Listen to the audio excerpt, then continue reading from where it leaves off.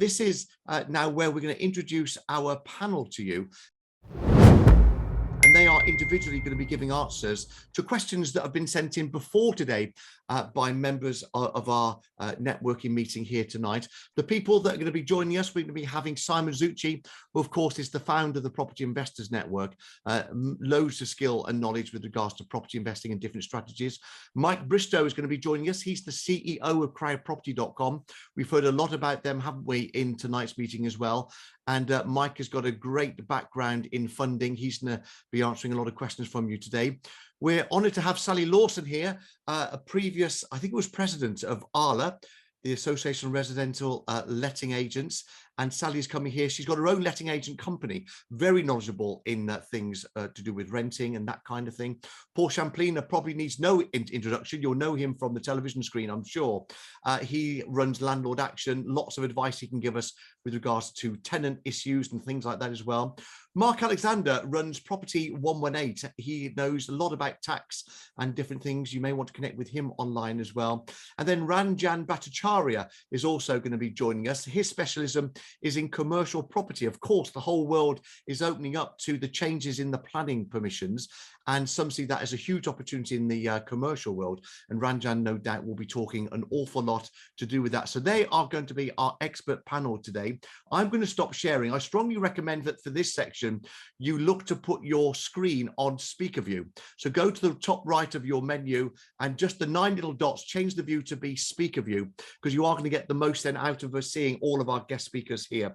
What I'd like to do is to ask our speakers, first of all, to come on for just 1 minute and introduce themselves as to who they are and what they're going to be sharing tonight. Let's start off, first of all, with Ranjan Bhattacharya. Hi, everyone. Good evening. My name is Ranjan. I have been investing in property for 30 years now, investing in commercial property since 2001, so the last 20 years, pretty much. I do a lot of commercial property buy-to-let and also commercial property conversions, including all the new permitted development stuff, taking advantage of all the new permitted development rules. Very excited about the year end. If I may, I'd just like to start by having a little bit of a gloat. At the end of last year, when people were making their predictions for the year ahead, I was one of the very, very few, if not the only commentator who predicted that the market would not crash, it would boom. And it was nice to have been proven right. So please excuse that gloat. You're welcome. We like you doing that, Ranjan. Thank you very much indeed. If we can keep our mics closed, please join this. It really will help so there's no distraction and background noise. That is brilliant. Come over next to Mike Bristow. Welcome, Mike. Hi, Andy. Great to be here. Good to have you. Give us a 1 minute about you. Sure, certainly. So I've been investing in property since 2002, growing portfolio around predominantly southeast of England.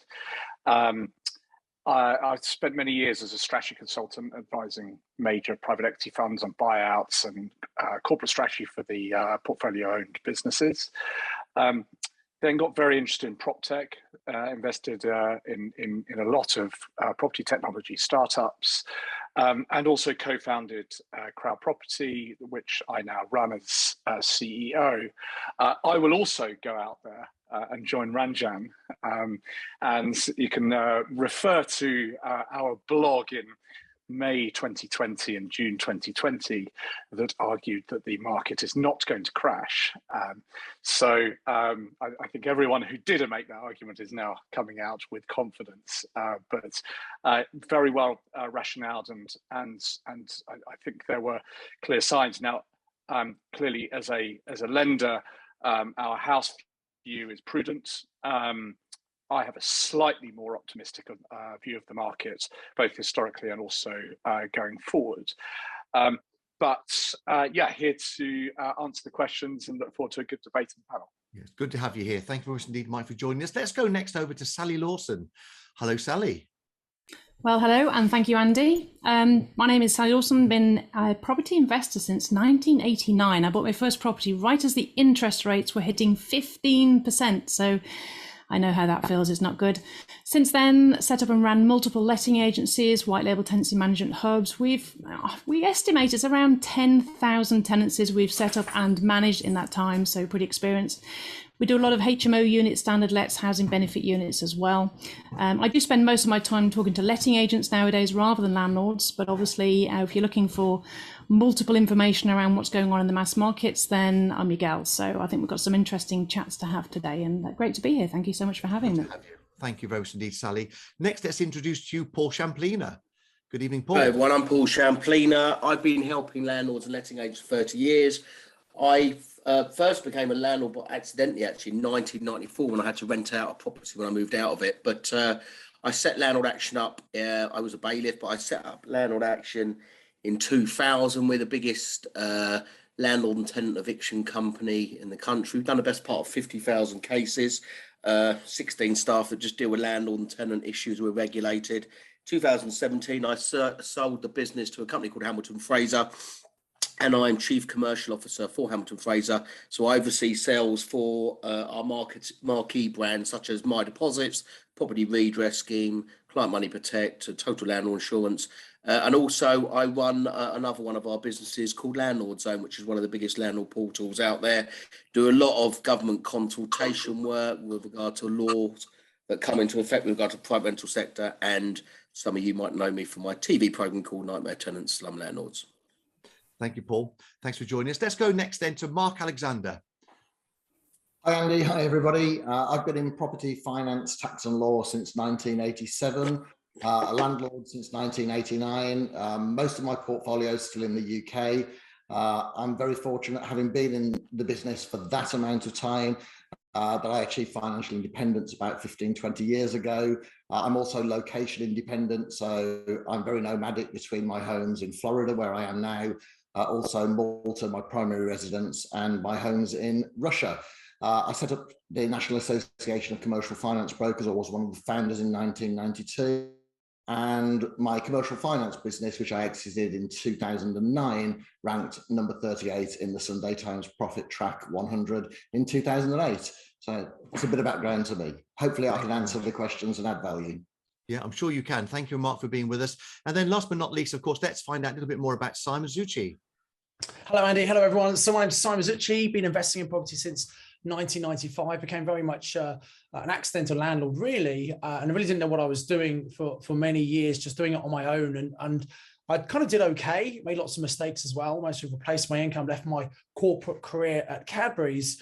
And in about 2003, I thought, you know what, it might be a good idea to kind of learn from other people rather than do it the hard way on my own. So I went online to see if there's some sort of networking group. There wasn't anything anywhere in the UK. So I set up the very first networking in the entire country for property investors called PIN. And we now have 50 plus meetings around the country. There are lots of other great meetings as well, which is really good to kind of pioneer that.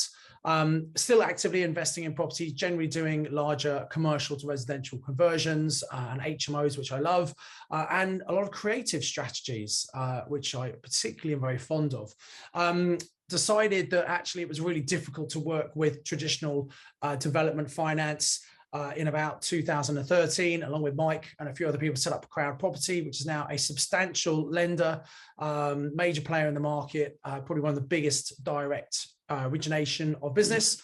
So that's quite exciting. And actually just in the process of selling my business, being bought by someone, staying on for the next couple of years as CEO though. So lots of interesting times ahead. And I think the market's going to be very interesting. And I was one of the people, I did think we were going to see a correction in the market this time last year. But obviously, well, actually, no, it was more kind of summertime 2020. I thought, I agreed with the Bank of England statement. And I must say the government, I think, responded particularly well and did an incredible job in what were very difficult, unprecedented, I don't like the expression, but it was unprecedented times, which was a breath of fresh air, because I don't think they'd done particularly many favors for property investors for the few years before that, but actually they won some credit notes from me. So anyway, it'd be interesting to see what everyone thinks is going to happen in the market in 2022. Back to you, Andy. Thank you very much indeed, Simon. So that's our a special panel. We've got guest experts joining us today. We've got some questions that have come in for our audience. They've been pre-sent in to us, so these are set. You can't give us any more questions, thank you. But I'm sure there is something for everybody here. And if I can ask the panel just to keep your answers quite succinct, if that's okay. So I do want to try and get through as many questions as we possibly can. Maybe, Sally, we could start with you, if that's okay. And I think the positives, or one of the positives that might have come from the recent lockdown, is the fact that a lot of the homeless came off the streets. They were put into guest houses and hotels and that kind of thing. And it really has sort of opened the eyes of many landlords to look at the possibility of looking more at housing benefits and taking on these kinds of landlords. What do you think is going to be the demand and the opportunities over the coming year? It's actually a massive, massive market, and it's a massive growth market. And one of the really disappointing things for me is that around 70, 80, possibly even 90% in some areas of letting agents ignore the LHA market, and it's such a shame because it is such a growing market. I think there's a huge opportunity, whether it's dealing with standard housing benefit, whether it's dealing with asylum seekers, social housing. It's something I certainly have been banging the drum about for quite a few months now, that we really need to engage with it more. I think there's an opportunity there, definitely, for it to become mass market and for people to be dealing with it as well as they need to be. There needs to be a re-education program with letting agents on how to deal with it. So as the landlord, from your perspective, you really do need to choose a letting agency carefully and make sure they do understand housing benefit. It's quite complex, dealing with issues like clawback and getting rents in payments and things like that. So it is really important that you do shop around. Not every single letting agent will be able to deal with that for you. In fact, very few actually will be. So yes, there's a huge opportunity. I think there's a re-education needed. There's an awakening required in my sector in order to be able to service that, and it needs to happen. And still, whilst we stay on LHA type tenants, maybe I come over to you, please, Paul, if that's okay, because of course, you know, what could be done to mitigate the risk that might then follow with this uptake of LHA and benefit tenants? Yeah, I think the problem that we've got is the mess called universal credit and the direct payment, and are landlords going to get paid, or is it going to go in arrears? And quite rightly, what Sally has said is about the clawback. The problem we've got, the challenge, is rents in the southeast of London have increased dramatically, and landlords, when they've been bitten, unfortunately, with not getting rent from a housing benefit tenant, and of course the LHA rents changing, when you have the choice, or the economic choice, of going with a professional couple or someone on LHA, you know, and you can get more rent, you're going to pick the private tenant. And of course, naturally trying to get a guarantor. I'm a guarantor for my sister. She's a single mother. I've been a guarantor for her for the last 8 years.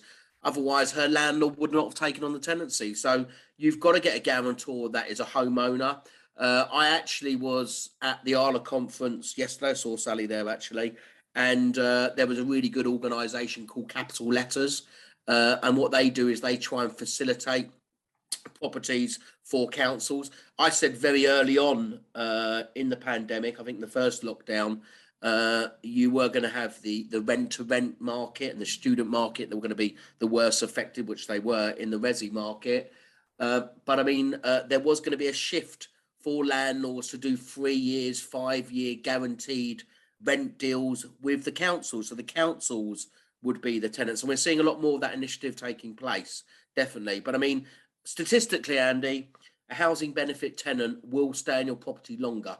That is a fact. And of course, as landlords, we need to mitigate rent arrears, which is obviously one of the biggest things that keeps the landlord awake at night, but also void periods as well. So, and there's been a lot more empathy between landlords and tenants, especially during the pandemic, and a lot more landlords now are looking at housing benefit tenants. But of course, it depends what type of property you're on, where you're at, and but there's always the demand. We have a social housing crisis. And I guess the answer from both of you then is very much indicated there's huge opportunities then throughout 2022 for that particular market. I'm guessing it's not for the faint-hearted, but if you're prepared to take on, you know, the market that is there, you can do very well from it.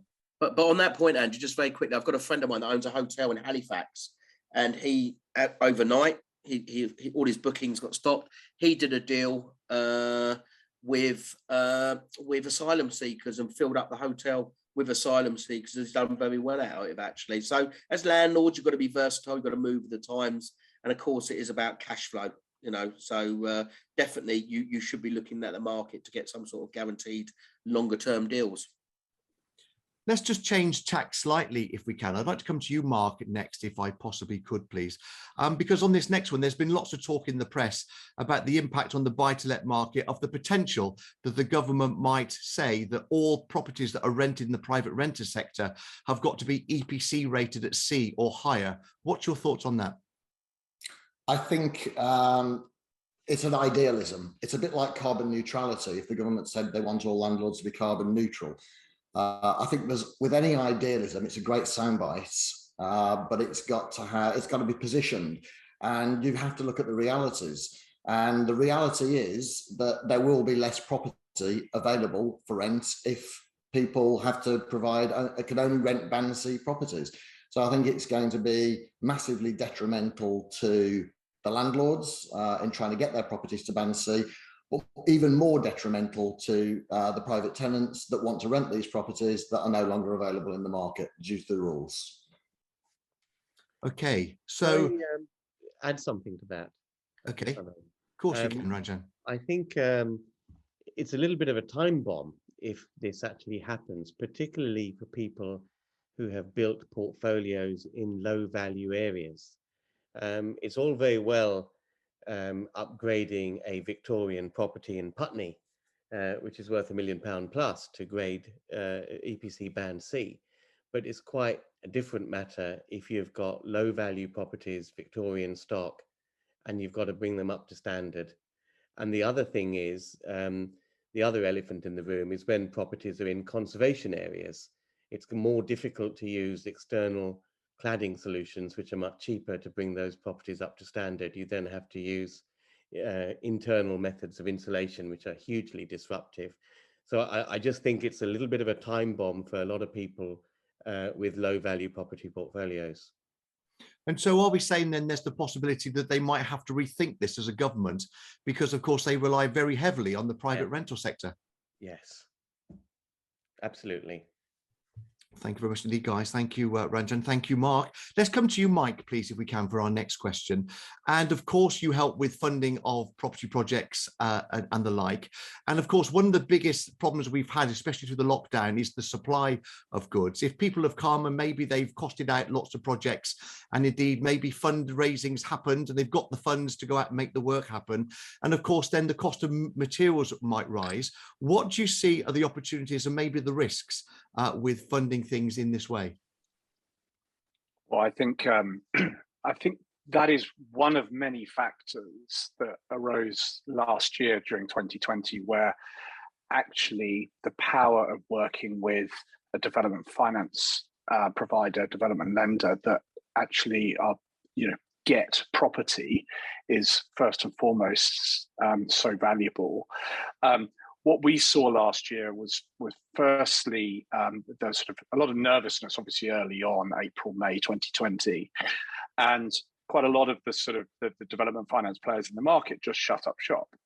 And how does that happen, right? Well, that happens largely because you need to understand the capital sources. So there's source of capital that sit behind these lenders. Right? We talked about the 300 million funding line that we've got as part of our institutional capital funding mix. And what you find is wholesale capital that says, well, wait a minute, my equity book is going volatile. I'm just going to pause everything.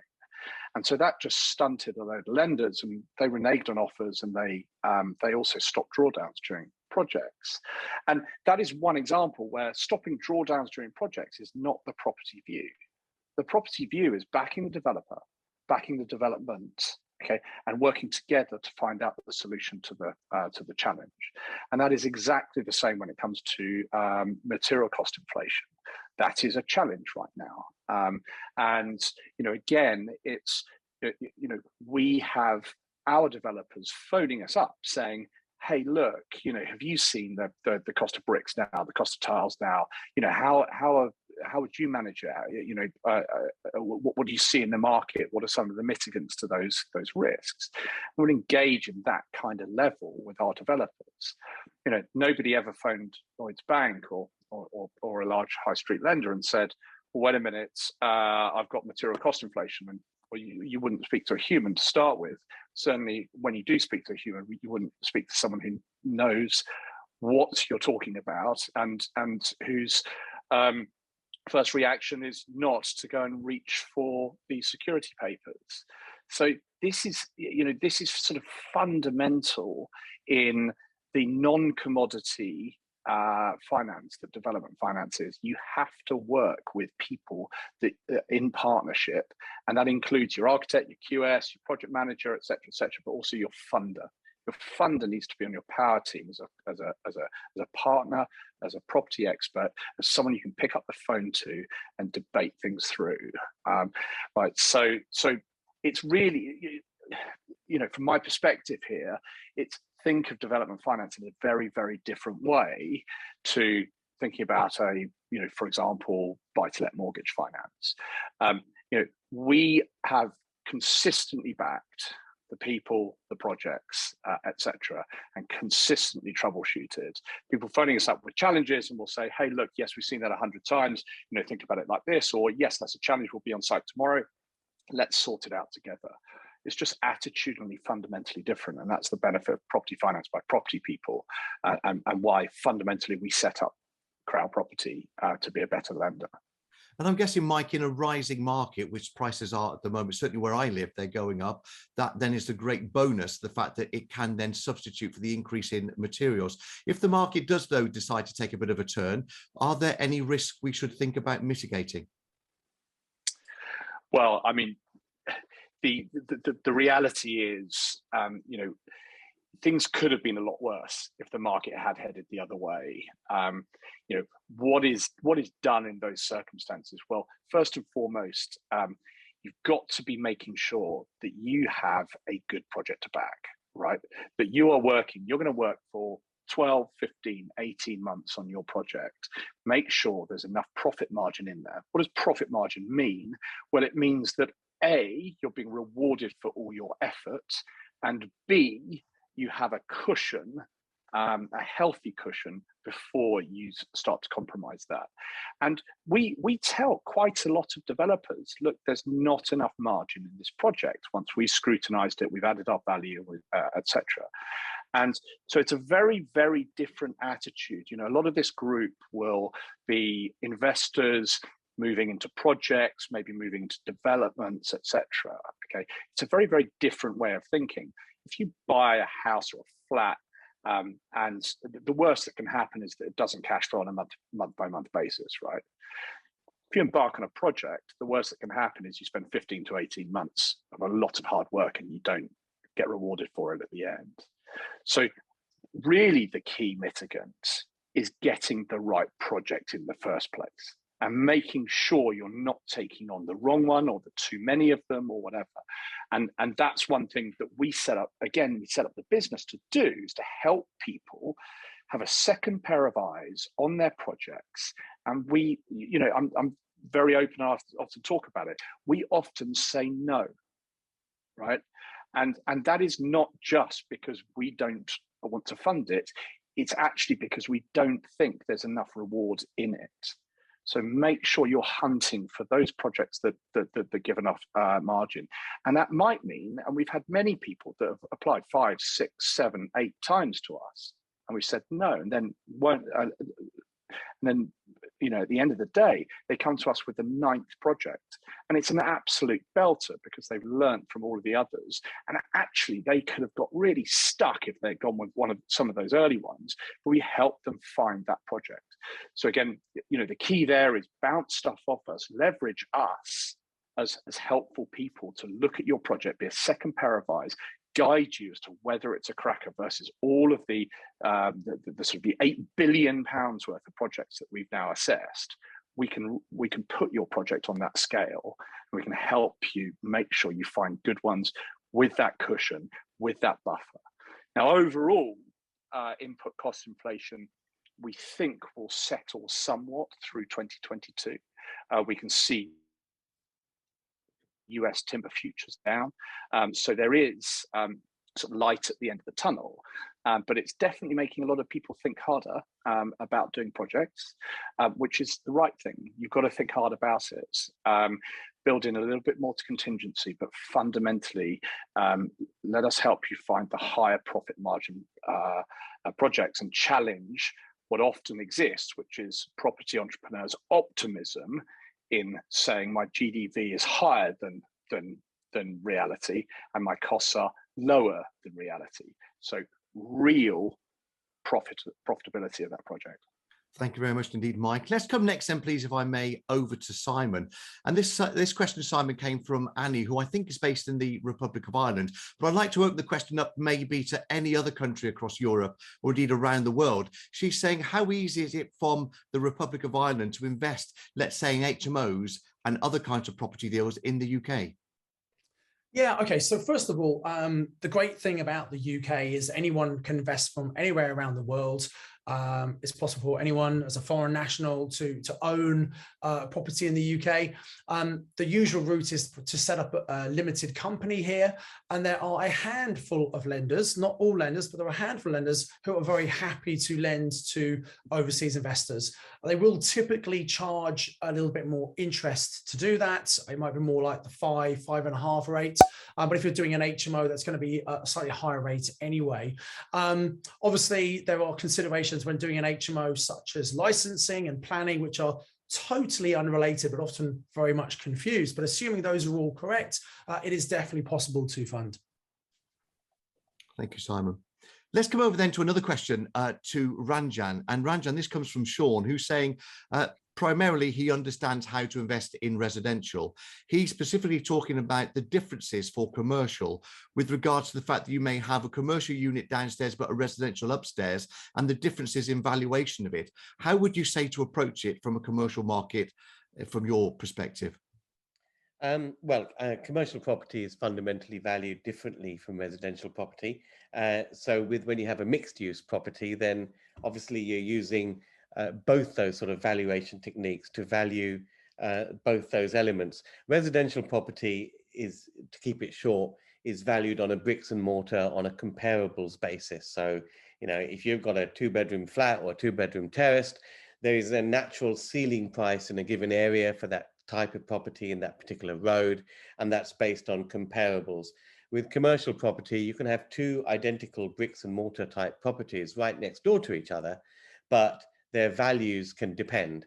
It can depend on whether one's vacant and one's tenanted, and if one's tenanted, who the tenant is, the quality of their earnings, and the length remaining of their lease. So the way commercial properties are valued are quite different.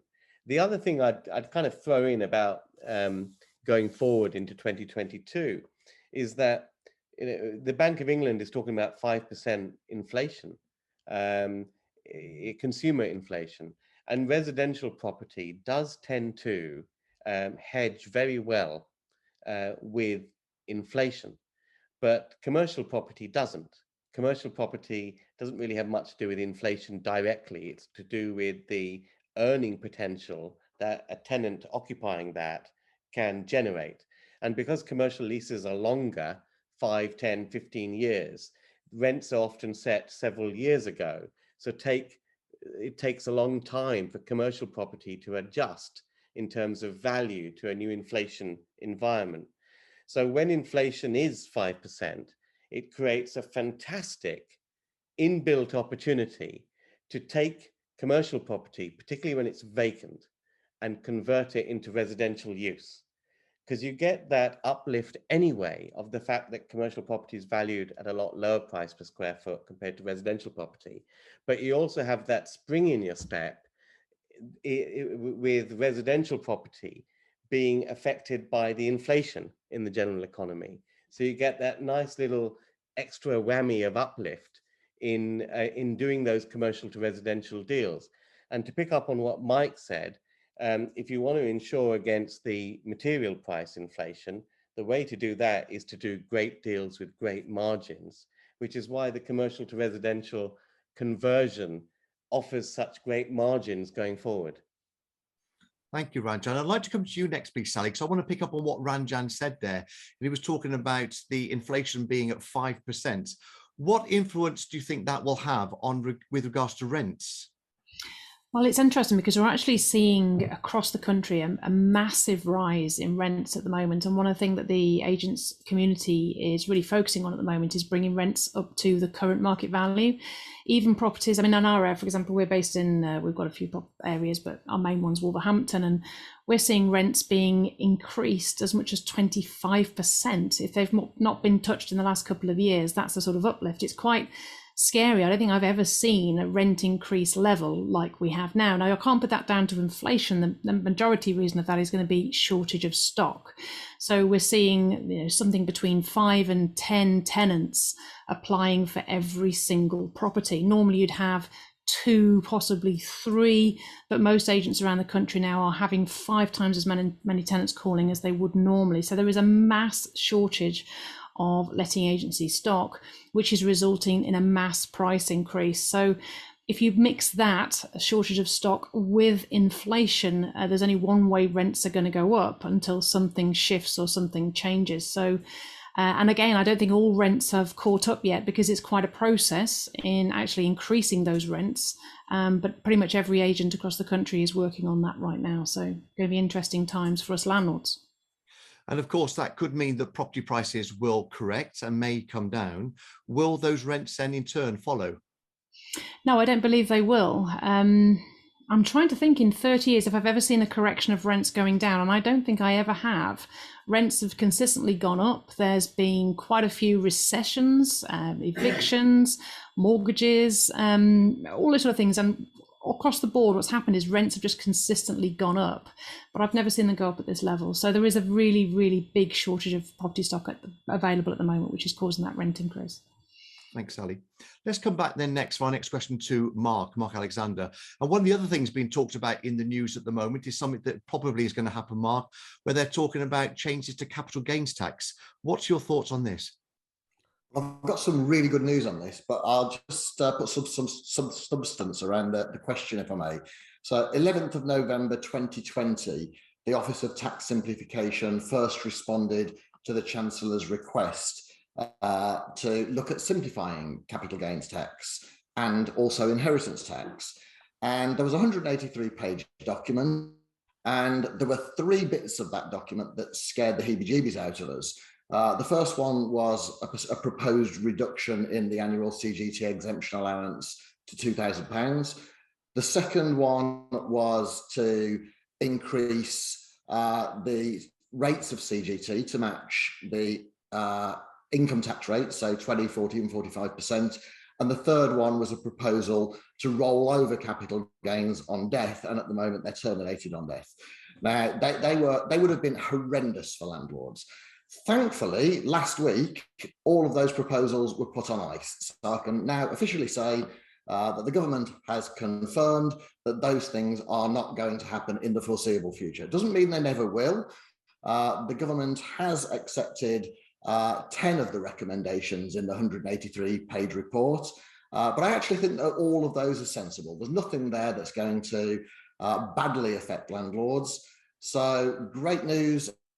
Governments, they've actually not implemented some of these ideological stupid policies. They've actually given some thought to it and put that on ice. So great news, capital gains tax is not changing in the foreseeable.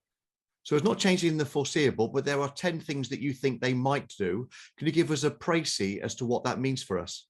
There are 10 things that they have done. 5 have already implemented, 5 are awaiting. They're very technical. I don't want to take up the time. We have published these on Property 118. Obviously, people can join that and sign up for the newsletters. It's free to get membership. It's free to get the newsletters. And it's free to search. It's very easy to search. So if people want more of the intricate details, I would suggest go to Property 118 and just do your research there. It's not going to cost you anything other than your time. Thank you, Mark. Andy, can I just pick up on something Mark said there? If everyone remembers when the budget came in and everyone was worried that, the government spent so much money with the COVID-19 pandemic, that the reality is that obviously we're going to have to pay more taxes in the future. And I think there was a leak in the press saying that, the capital gains taxes were going to change, that we'd go to the 20 and 40, which was this suggested idea. And just the point I wanted to make is we have to be very careful when we read the press, because if you looked at the press, it was almost as if that was definitely going to happen. And then the budget comes along, and actually I think the Chancellor did a very smart budget that hopefully allows the economy to grow, but who is signaling that there might be changes in the future. So Mark, what's your just view on that? Because I think sometimes investors get them really worked up over nothing when it's just media hype. Well, it wasn't media hype. It was a genuine report commissioned by the Chancellor from the Office of Tax Simplification that suggested all of these things. As I say, it wasn't raised in the budget, but it was officially announced by the Treasury last week that all of those things that did create the media hype and that we were all terrified of are not happening. So, but it's almost like the way the press reported it was as if it was said and done and definitely coming in. Oh, they always do. I hear so many scaremongering things, particularly when it comes to tax. I think you can, with any tax planning, you can only act on what the rules are now. Tax legislation is not retrospective. Even Section 24 might be retroactive, but it's certainly not retrospective. So the point is, if you've got a window of opportunity to do your tax planning in current legislation, then take it, because it may not be there in the future. Yeah, great. Thank you. Thank you. Thank you both for your input to that. Let's go next then to Mike. We had a few questions, Mike, on this particular topic. This particular one comes from Dom, but there were loads of others as well, saying that I'm new to property investing. I know what I want to do. I've got a real willingness to do it, but no experience. And so what's your view in allowing me to joint venture with people with regards to funding and the opportunities there? We get this question quite a lot into our business about whether we will back first-time developers. So I'll zoom into that as an example, because that's probably one of the most extreme examples of newbie into something complex, right?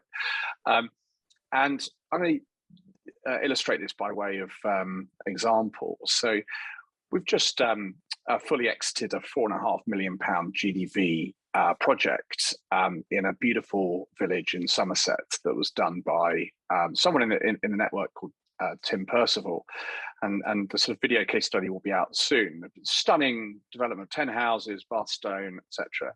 And he came to us 2.5 years ago and said, I'd like to do this development, but I've never done a development, right? And so obviously we wanted a bit more information. And he came to the office and he arrived and he walked in, and shortly after walked his architect, his QS, his project manager, and a raft of incentivized team members that he pulled together because he understood that this was a complex project, and he wanted to maximize the likelihood of his success, right? So it wasn't, right, I'm just going to fumble my way through this and hope I get there. It was, no, this is complex. Property development is complex. There are many nuances that people who have done it many times find challenging. So he built the team. Okay, he presented his team to us, and we were very comfortable to work with him. Wind forward 2.5 years, were there some challenges? There's a challenge there are many challenges in every project you'll undertake. It's just how big those challenges are and how they are mitigated or addressed when they come up.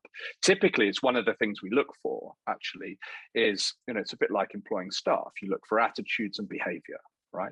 And actually, if someone comes to us with a level of ambition, a level of motivation, and an attitude that that when they face challenges, they will dig deep and solve them. They will not bury their heads in the sand, and they also have a great team around them. That's how to mitigate that risk. Everyone has to learn, and we understand that. And we didn't go about that project in those early stages of due diligence by saying, Tim, you must have this person, you must have this person, you must have this person, to tick our boxes. No, it was genuinely, having this team on board mitigates these risks and increases the likelihood of success of you delivering that project. And you, like I said before, getting the rewards at the end for all of that effort.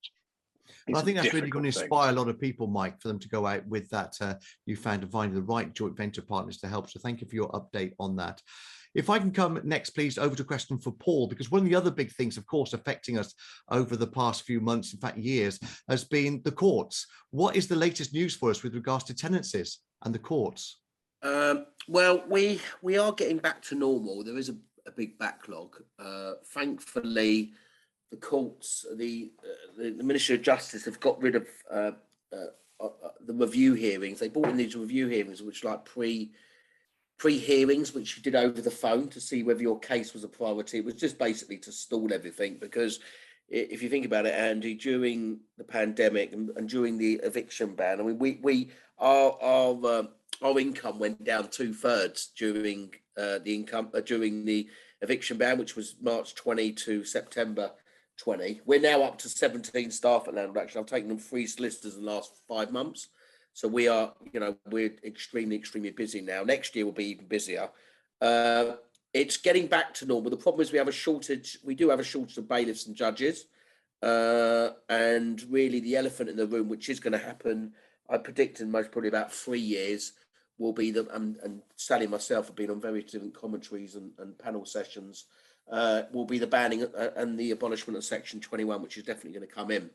So there was an announcement by the courts and by Dominic Raab that £324 million is going to be invested in the court system. Prior to COVID, the courts were at breaking point, and then obviously this has been a massive test as to what's been going on. The reality now is, 35% of the work that we do at Landlord Action are Section 21 cases, 65 Section 8 cases, rent arrears. The landlords that had cases in the court system prior to COVID were worse affected. The worst case we've got at Landlord Action, I can tell you now, rent arrears wise, is £144,000.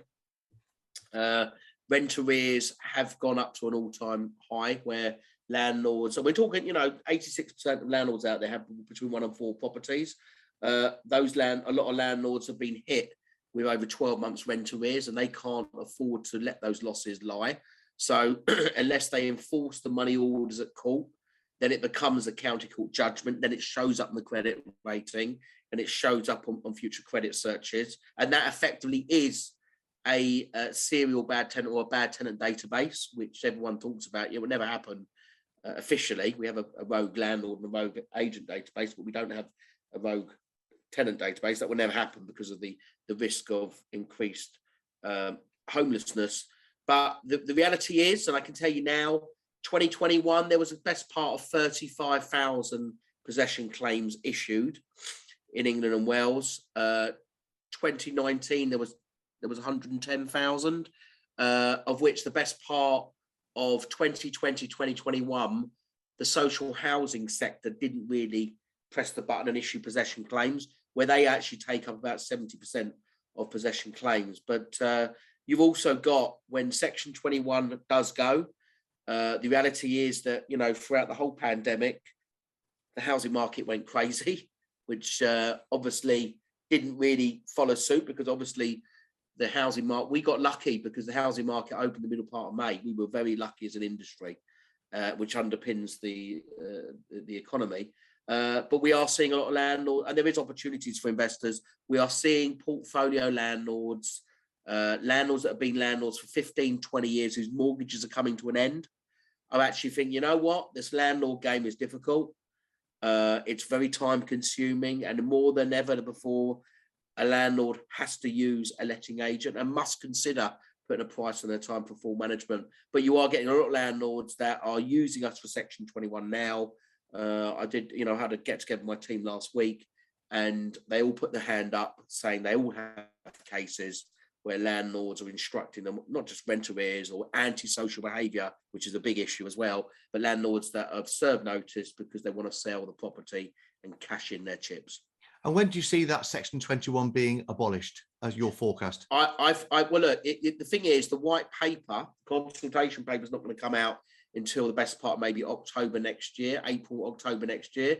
The Renters Reform Bill, and all you landlords and property investors need to understand it, is going to be some of the biggest changes that have ever happened in 25 to 30 years. So not just abolishment of Section 21, which means major court investment, bailiff reform, mediation, strengthening the grounds of Section 8, a whole lot of stuff that needs to be done, but also you're going to have lifetime deposits. They're talking about landlord registration, which follows suit in Scotland and in Wales. Landlord redress is going to come in. Obviously, we have one of our businesses, the property redress scheme. So if you are a self-managing landlord, and it's believed that it's believed something like 46% of properties are fully managed by agents, and the rest are fully managed by landlords.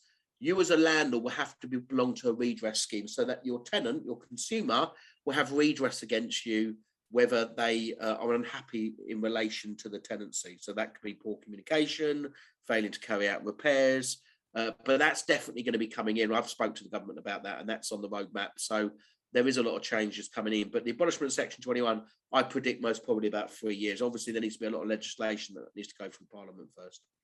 Thank you, Paul. Well, I'd come to you all individually for your 30-second update as to what you see happening in 2022, please. Before I do that, it's just one sort of a little bit out there question I'd like to give to Ranjan. I needed to look up what this question meant when I saw it, if I'm honest with you, but I think it's interesting because I think there is a shift in commercial property. It came from James, who says, do you see the rise in dark kitchens or ghost kitchens impacting the market and becoming an investment opportunity for the future? First of all, tell us what that means, and then tell us what you think will happen. Well, a dark kitchen, for those who don't know, is basically where a lot of your Deliveroo orders actually come from. Increasingly, they're not actually being made in the restaurant. They are made in basically warehouses, which have been equipped to be, many of you have heard of serviced offices. These are centers which are a bit like serviced offices, but for kitchens. So there'll be a warehouse all kitted out with several ready-to-go kitchens, all rented by different companies, who will be using those facilities to make their takeaway food items. The advantage is that those warehouses are located outside of the high street. They're located close to communication sort of junctions and roads and stuff. They have parking for all the motorcyclists and dispatch drivers and stuff like that, so that those sort of deliveries can actually get out to people's homes faster because the drivers don't have to go through the high streets and that kind of thing. Now, I think this is a growing area, but there's a lot of stuff in property which is really going to be for a much larger scale of investor or institution or company than is typically than I am or many of the people are in this sort of forum. So it's one of these trends that is happening, but the investment in these sort of dark kitchens is quite big, as is running serviced offices and anything like that, and it tends to be larger property companies who are investing in those. I find it quite fascinating. Thank you very much indeed, Ranjan. So let's then go back to our panel. Very quick 30-second update, please, if you wouldn't mind. Just with your one forecast you think for 2022. Let's start off with Mike Bristow. One forecast? Got many. Yes, just one.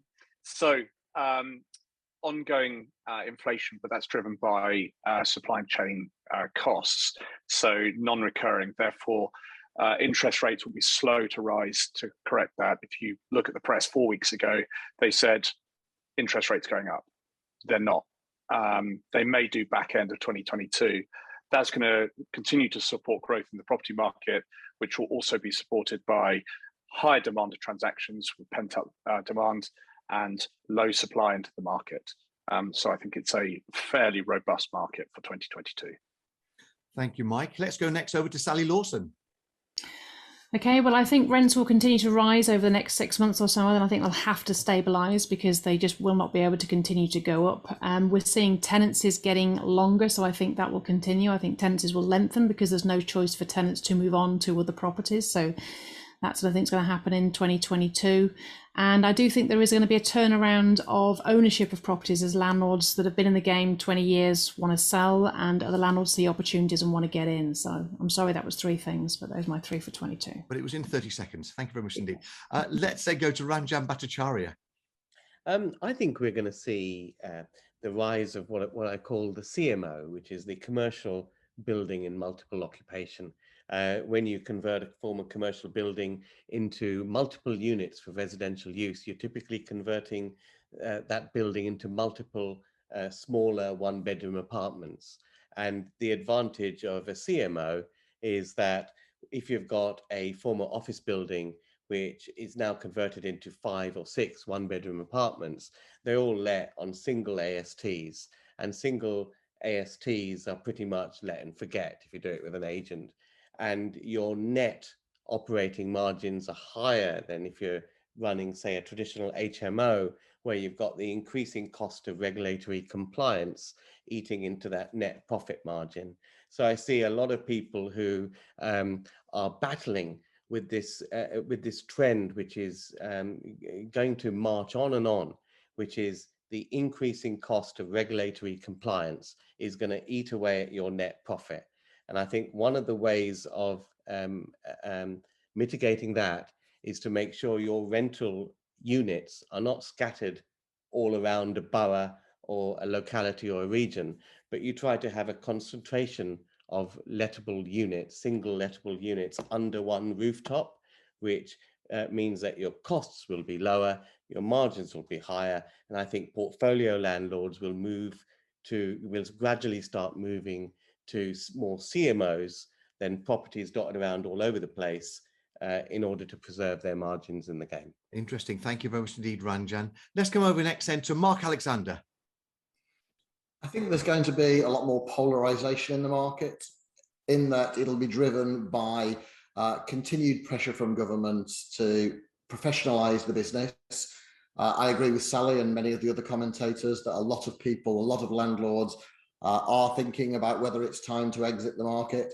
Others that have been in the market for 20 or 30 years are seeing this as an opportunity to capitalize on what they've got. They've seen fantastic growth recently. They've seen these rent increases, and they're looking to gear up and grow further. So real polarization. I think the amateurs or the smaller landlords will drop out of the market more as we go forward.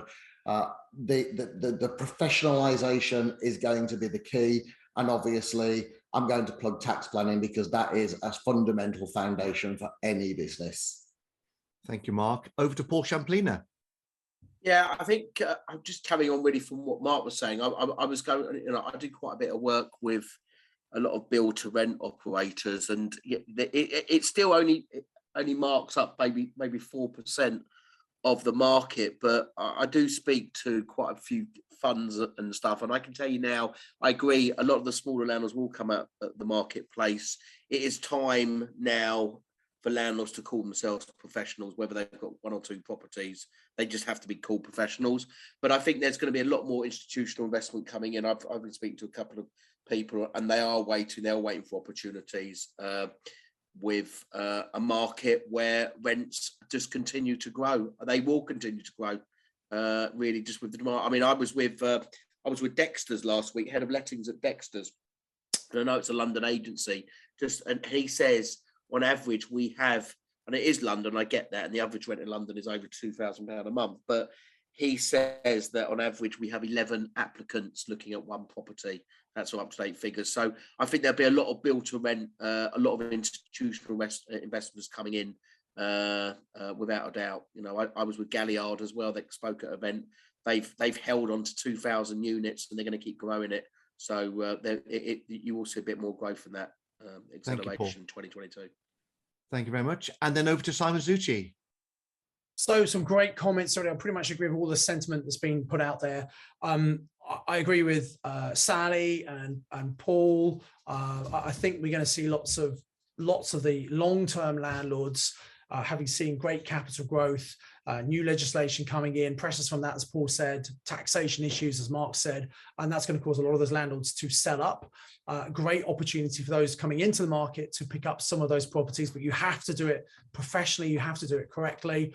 Those landlords selling creative solutions such as purchase lease options, I think will be very appropriate, rather than selling up all the properties in one go and paying all that capital gains. They can phase over a number of years. So again, opportunity for those people who want to get out there and do it professionally. I agree with Mike. I don't think interest rates are going to go anywhere too soon. I think they're going to have to go up eventually, but I think the country's going to have to, the economy's going to have to recover if that happens. So I can't really see that happening probably until early 23, maybe at the earliest. But inflation is going to continue, and I think we're going to see rents going up, and more of these landlords coming out.